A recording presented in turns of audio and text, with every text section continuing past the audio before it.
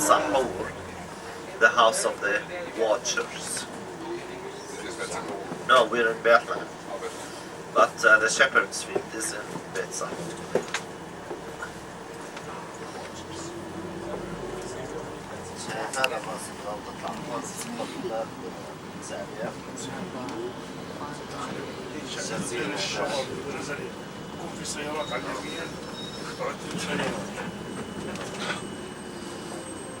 Alright, so we're going to the bus parking lot, where from there we will walk towards the Church of Nativity. This is the law. So we may go up a little bit. We have mass scheduled at 9 o'clock. So forget about everything else, forget about taking pictures even.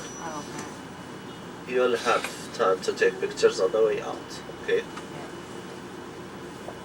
So when we get off the bus, we walk towards the Nativity together. Go for Mass first, then we visit the church.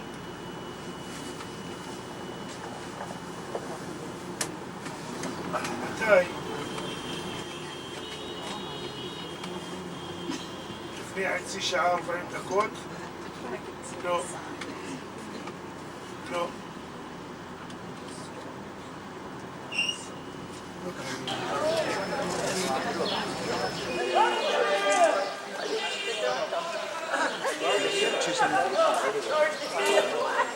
Alright, so we're standing in front of the Church of the Nativity, which is built on a cave where the Lord Jesus is born. So we're gonna talk about the history of the church. Where we are now here is Major Square. Christmas month or Christmas week, even Christmas month, that will be decorated with Christmas decorations. Carols will be set here, broadcasted all over the world. So the view that you see on TV usually, this view, a big Christmas tree will be in the middle there, huge one. This is Manger Square. For your group. Okay, enjoy your group.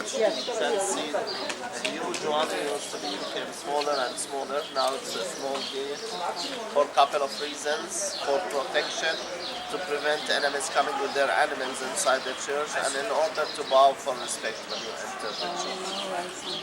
We're gonna go for Mass first, then visit the Nativity.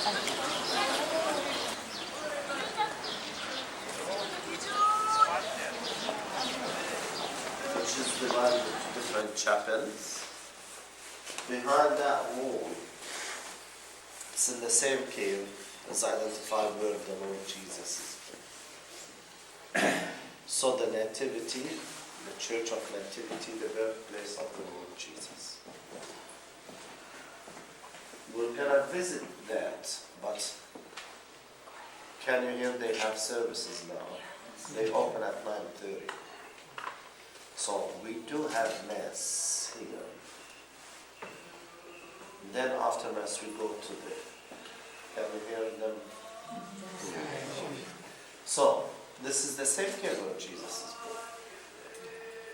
But it's divided into different chapels, and this is called the Chapel of Saint Joseph. It's identified where Saint Joseph saw a vision that the king is going to harm this child, Jesus. And of course from here they fled to Egypt. That chapel over there is called Sabah Khair. It's called the Chapel of the Holy Innocents. Of course the kids of Bethlehem were massacred by Herod the Great. And they were buried here. And these are small tombs for the little children that were massacred by King Herod. So the Chapel of St. Joseph, the Chapel of Holy Innocents, that's all in the same place where the Lord Jesus is born. And we're going to the Chapel of St. Jerome. Hieronymus, watch your heads please. The tomb of St. Jerome, and we're going to have Mass inside. Watch your heads here. The Caesar asked for registration. Joseph was descendant of the family of David. Where is David originally from? Bethlehem. Bethlehem. So Joseph had to come for registration here. Where was Joseph? Nazareth. Now you understand that this is not an easy journey. It's not a short distance. It's about 5 days travel to 1 week. So Joseph came to Bethlehem. The Virgin Mary came with him. When they reached Bethlehem, the time came for the Virgin Mary to deliver her son, Jesus. They found no place in the inn. This is very significant. Jesus, the Lord, could have been born in a very luxurious palace, but he was born in a very humble way. In a stable, put in a manger. And who came and visited Jesus? Shepherds. Kings and shepherds. This is very significant. He's born for everyone. So, the Lord Jesus is born in Bethlehem. Early Christians. Bethlehem used to be a little town. Early Christians identified the place. It was easy to identify the place. Generation to generation. Till the time Queen Helena and Constantine, the emperor. 330 AD. Constantine and his mother Helena built the church here, a big Byzantine church. The Samaritans in 520 AD destroyed the church. 590 AD, Justinian rebuilt the church and still standing from that time until today. When the Persians came here, they never destroyed the church. If you notice, the Persians destroyed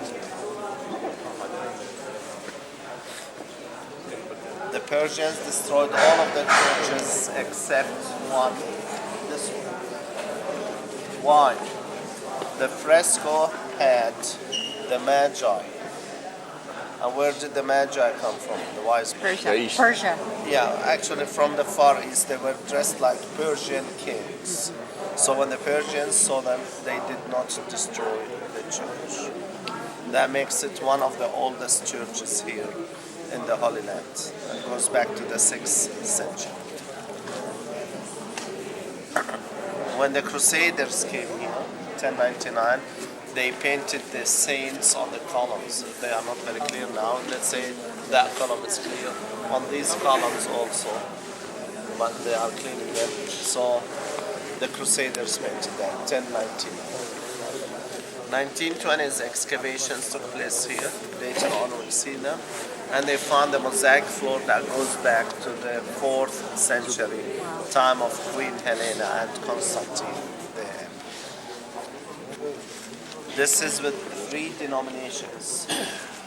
Greek Orthodox, you have the main altar. Roman Catholics, the manger downstairs is for the Roman Catholics. And the Armenians, the left side of the church there. So Greek Orthodox, Roman Catholics, and Armenians. In Jerusalem, the Holy Sepulchre, 6 denominations. Greek Orthodox, Armenians, Roman Catholics, Assyrians, Coptics, and Ethiopians. The flow of traffic, of course, is one way. Go this way, we enter the place, we exit from there.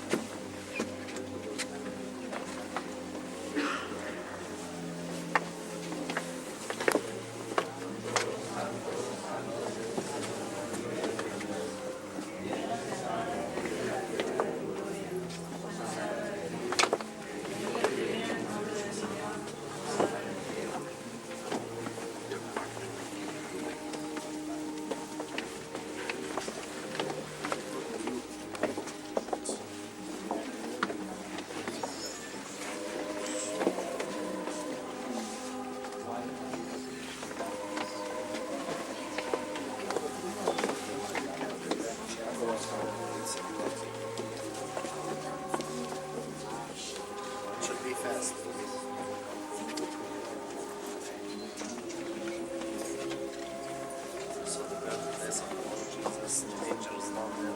It's all empty.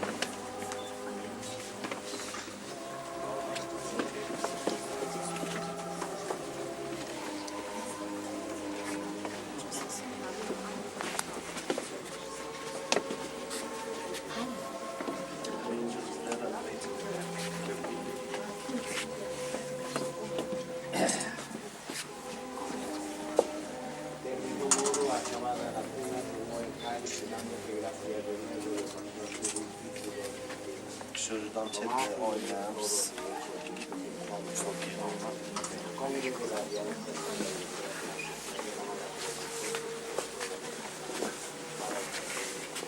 Those ready made. You go upstairs.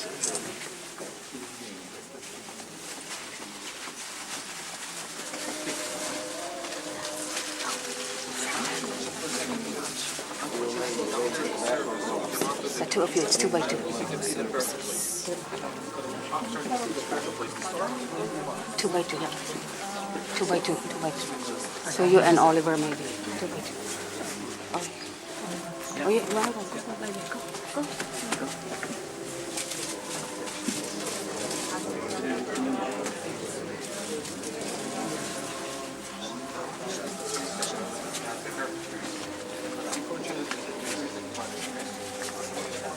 Keep going. That's it. You may go upstairs.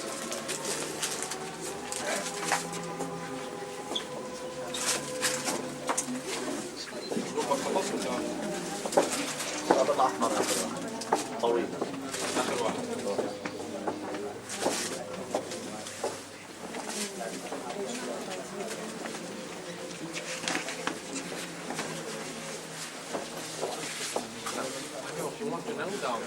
Sorry, you can do that. If you just want to take a picture, you can also do that, but just do it 2 at a time.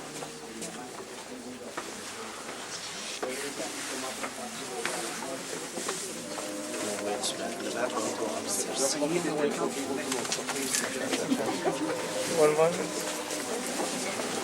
Father.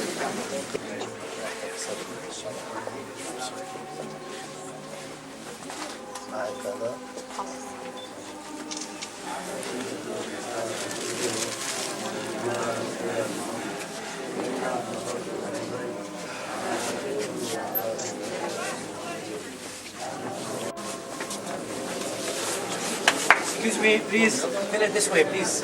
Okay, quickly, please. 5-minute procession, please, please. Okay, please. This way, this way.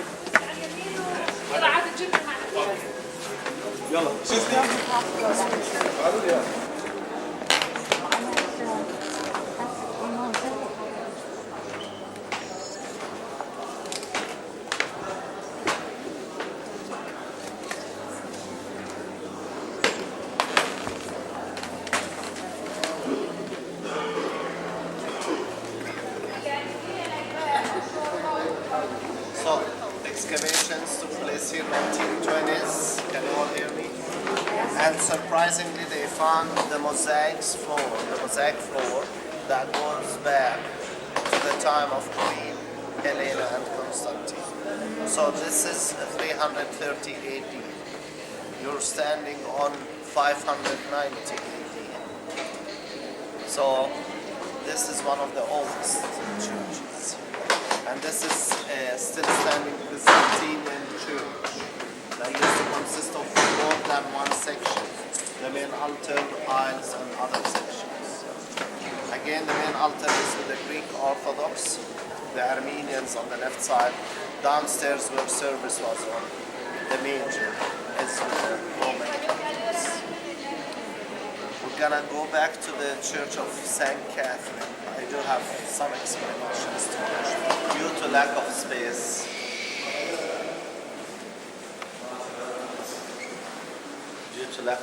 and lack of privacy. You see, the main church is very busy. Roman Catholics, 1880s, decided to build another church and annex it to the Church of Nativity. And this is, they called it the Church of St. Catherine. So, what's important here, midnight mass, Christmas Eve, set in this church and broadcasted all over the world. So you may have seen it on TV. If not, I'm sure next Christmas you're gonna see it on TV. So remember the stained glass. Can you see the stained glass? Yeah. That shows Jesus in the manger and the Holy Family. Stained glass here. The Holy Family and the three magi giving their presents, frankincense, myrrh, and gold. And downstairs, if you remember downstairs where we had Mass, there are three chapels. I mentioned them, but I repeat.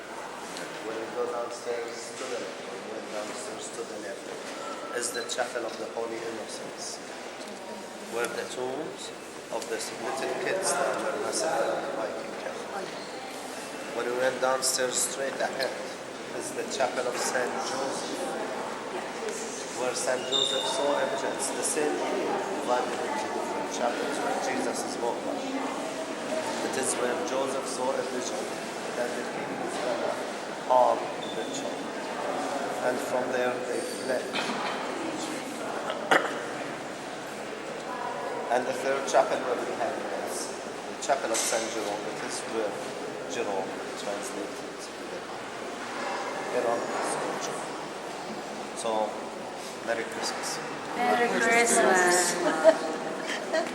Saint Jerome, the Crusader cloister, and of course we're inside the building, but we see the town as if we are outside.